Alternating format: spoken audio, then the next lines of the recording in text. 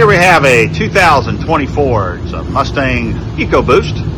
We just did the rear muffler deletes out to some 4.5-inch black double wall tips. It really fills up the gap in the back bumper.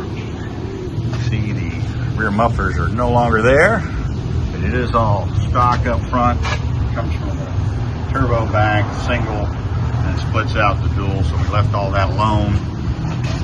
Customer just wants to wake it up a little bit. We've done a bunch of them just like this. Let's see what this one sounds like.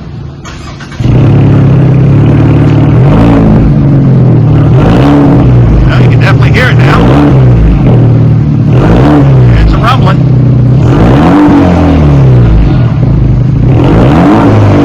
Alright, like I said, it's pretty popular to do them like that.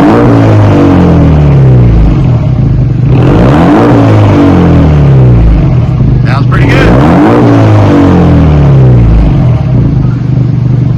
Should put a smile on the customer's face. That's what we're looking for.